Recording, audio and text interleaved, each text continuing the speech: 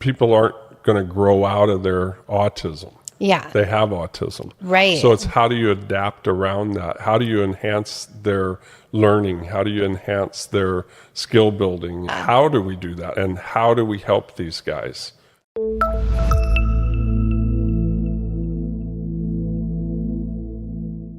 Hi, and welcome to the other side of autism, Life Without Words. Today I have a special guest with me, Ron. He is not only a father of an autistic kiddo, but he also has a facility that he runs too for a daytime program for autistic kiddos. So I'm excited to introduce you. Hi, Ron. Thanks for coming to my podcast today. I'm really excited to have you on here. Thank you, Leanne. I'm excited to be here. Yeah. So tell me a little bit about, I know you are a dad of a kiddo with autism, but what I find really fascinating with it is you actually adopted your son. And I think that is truly amazing because a lot of these kiddos actually get overlooked because of the fact that they have a disability with them. So it really does, I feel like, take a very special person to actually take the time to really nurture and love these kiddos and have that special moment. So kind of tell me a little bit about your son and, you know, your adventure with all that. Sure. My son's 17 now. Smartest kid I know, but he can't tie his shoes. So, but he's so intelligent and so fun and loving and lots of great traits. But when he was 1 year old, the state of Arizona contacted me, and at the time I was working in the industry, running a nonprofit here in the Valley, and I'd worked for the state previously, and so they knew of me, and I was contacted by them, and they said, we have this young person who doesn't have a family and needs a home, and we'd like you to come and meet him.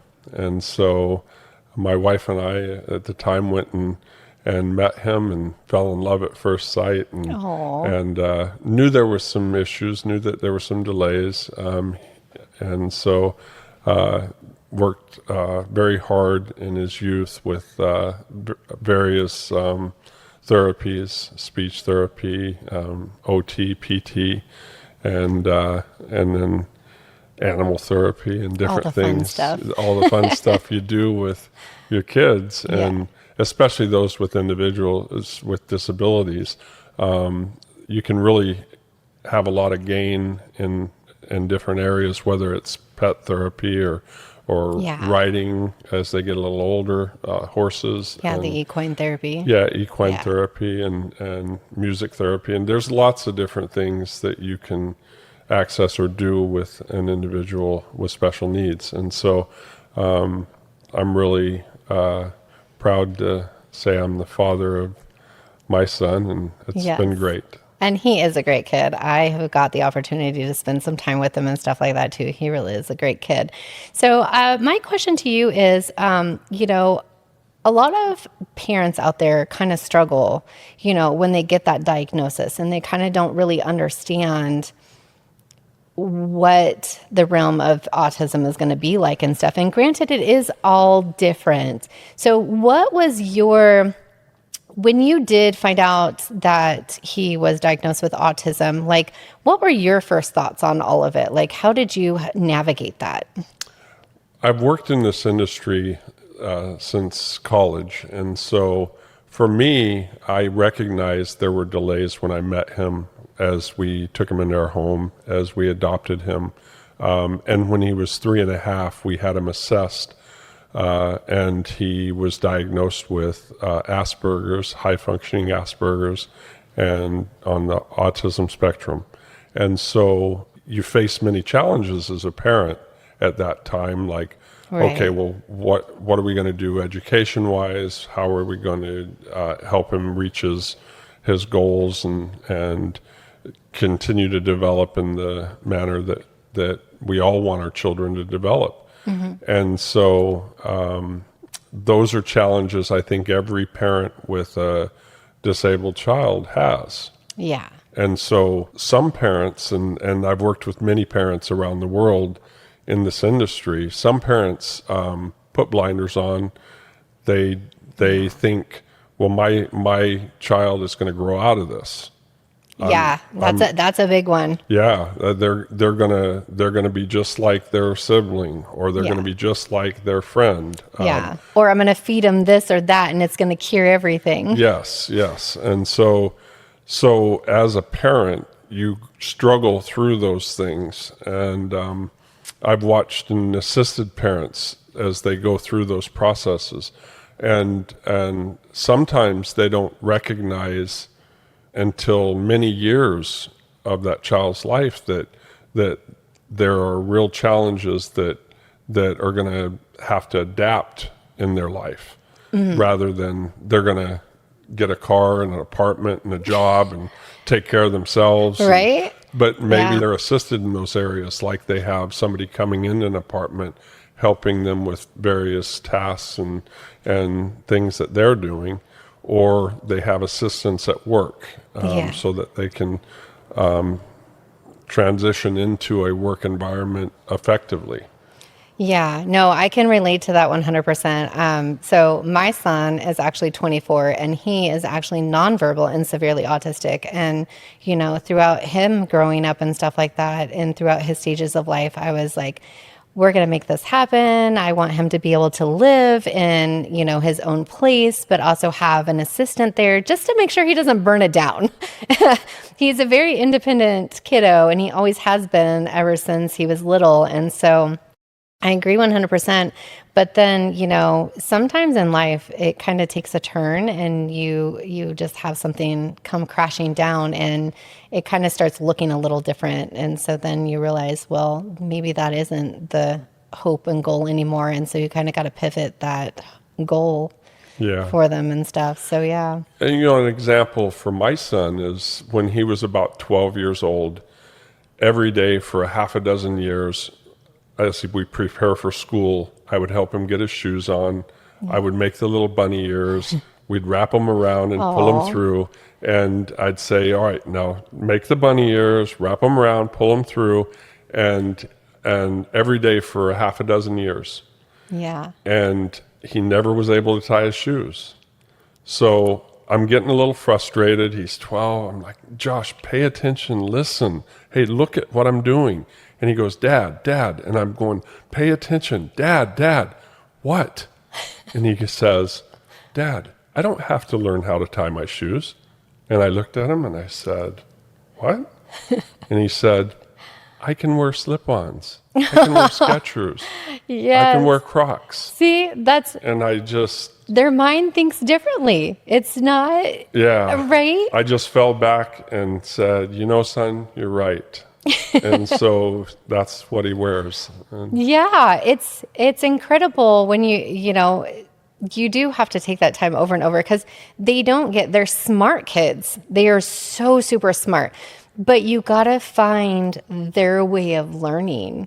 And that's what he did. He just kind of pivoted and was just like, Yeah. I don't need to learn to tie. I'm good. There's so many different shoes out there these days. I can just slip my feet into them. And that's a real key is to find those learning, how they learn. So there's certain things I have come to know that my son will never achieve certain things. Yeah. Now he's still going to learn, hopefully, to tie his shoes someday.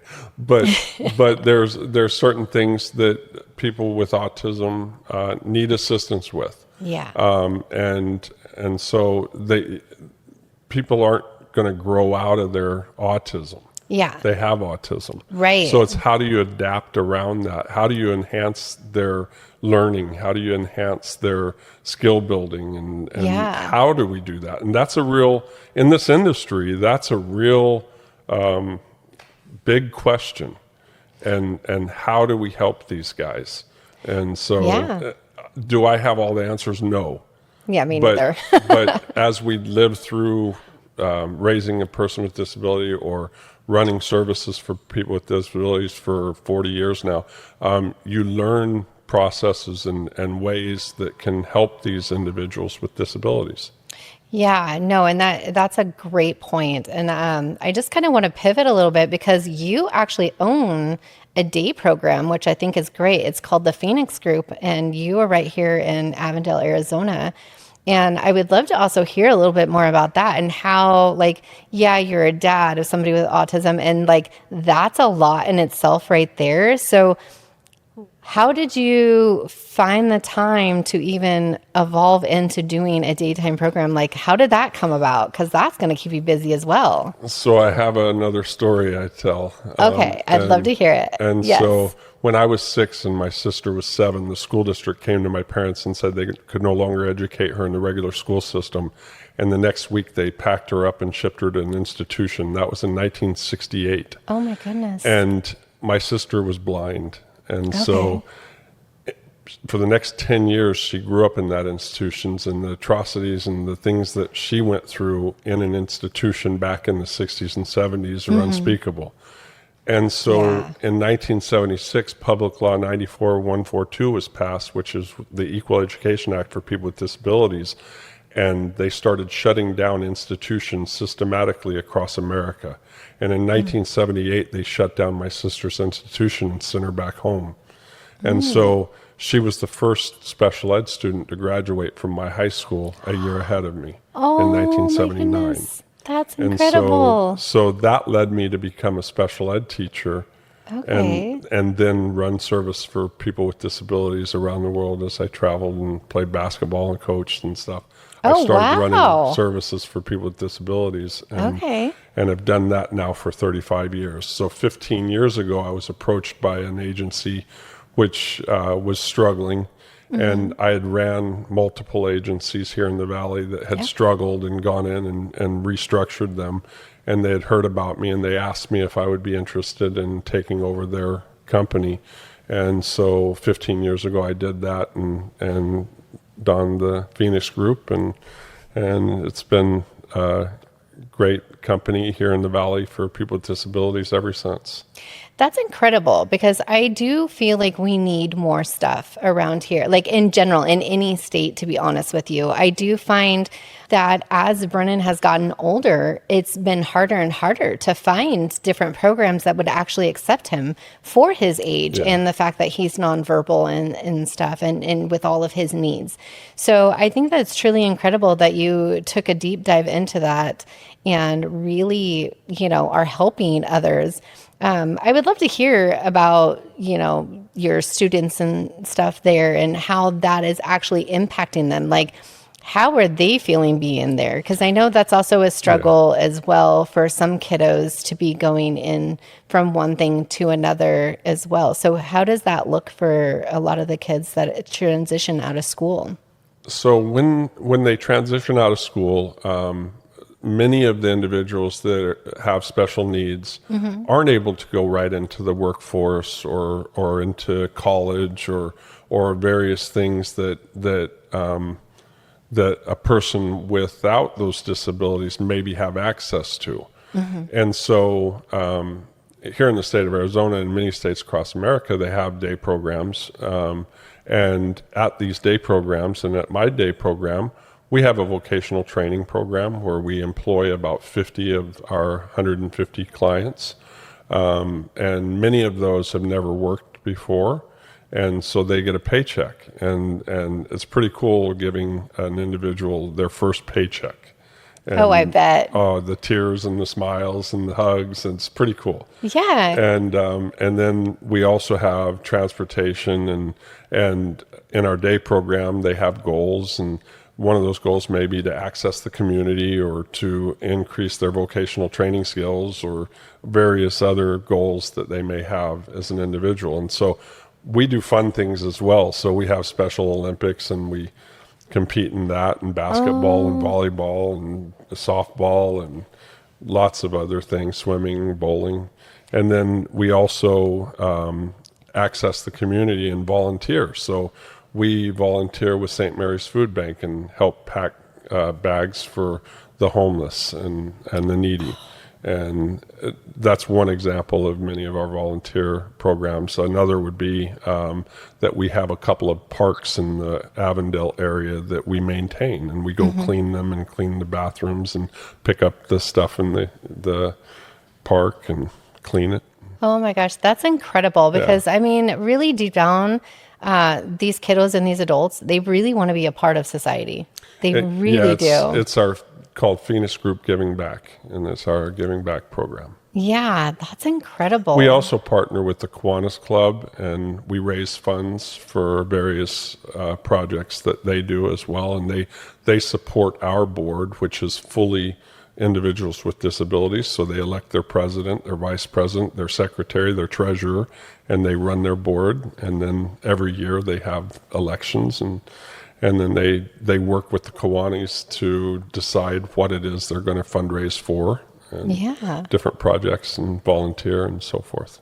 That's incredible. I really love what you're doing. So I guess my other question would be too is like, do you have a limitation of what kiddos can actually come be in the facility? Because I know there are a lot of people that are like, no, because of this, no, because of that. And so I'd be curious to know. We have a range of individuals. We have from the quadriplegic individual that has cerebral palsy and not able to move or limited motion, to the 6-year-old autistic child that needs an after-school placement, to the 67-year-old individual that has been attending various programs a large part of their life. Okay. And so we have nonverbal, we have high functioning, and the whole range of individuals with disabilities, with Down syndrome, cerebral palsy, intellectual disability, autism, and so forth. That's incredible.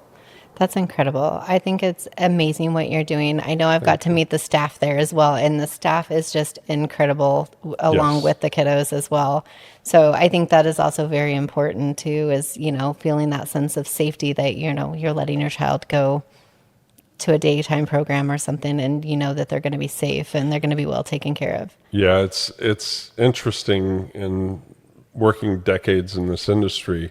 You can pretty much spot an individual that won't make it in this area, because you really have to have a caregiver's heart, and you can spot the ones that don't, and they don't last long. Either they weed themselves out or we move them along, because it takes a special person to work with this population and our children, and it's important that they're 100% committed and have the type of heart and the caregiving that you want and that you give those individuals.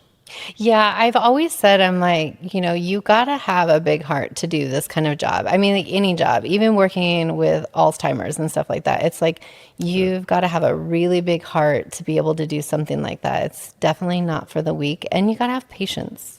Yes. And that's key as well. Is you got to have patience with these kiddos, because they're there and they just want to be a part. You got to help them and guide them on how to be a part of society. Yeah. And they have a voice. Some of these individuals may not speak. Yeah. But they have a voice. Right? And they will show you one way or another what their intent is or what they're wanting to do. Yeah. So I agree with you 100%. One way or another is going to come out, and they're just going to let you know. And, whether it becomes, a behavior or, whatever, or just a kind gesture even. I mean, they're just incredible adults, and they're just waiting for society to accept them. So yeah, and some of those ways, many years ago, Lavinia and Willis from the Applied Behavioral Analysis School in San Diego came to Australia. I brought them there to do a seminar for the company that I was running. Okay. And we looked at ABA and the impact of that on working with people with behavioral issues, and it really opened my eyes to how we communicate with individuals with disabilities, and especially those that are having challenges, and really a lot of those challenges are on us. It's because we didn't listen to them for many years or for decades in some instances. And we didn't look for the triggers that were happening right in front of us. It's important in working in this industry and with the population we work for and with to understand them and to be able to to help them develop and to develop with them and find ways to communicate. And so very important. Yeah, well, I thank you for everything that you do because, like I said, it's really extremely hard to find these programs and stuff like that. And I know a lot of families just they struggle. They struggle with fighting to get the help they need, and stuff like that. And so, it's one of the reasons why I wanted to start this podcast is because I want families to know like they're not alone, and I want to build a community with those families and just let them know that, they have somebody here that knows their struggles, because a lot of the times they're just like, oh, am I the only parent on the planet that is struggling with my non-verbal child? And I just don't know what to do or how to help or, things like that. So, well, I just want to give a big thanks to you, Ron, for coming on the show today. I really appreciate your time. If people would like and are interested in getting a hold of you, how would they go about doing that? Yes, thanks for having me. And my company is Fenix Group, Fenix Group. And you can find us on the web at fenixgroupaz.com. Perfect. Well, thank you again. And if you liked what we had to say today and what we were talking about, please feel free, hit that subscribe button, follow us, comment. We would love to hear what you have to say. I would love to also hear what other things, other topics you would like to also hear about as well. So thank you for following The Other Side of Autism, Life Without Words.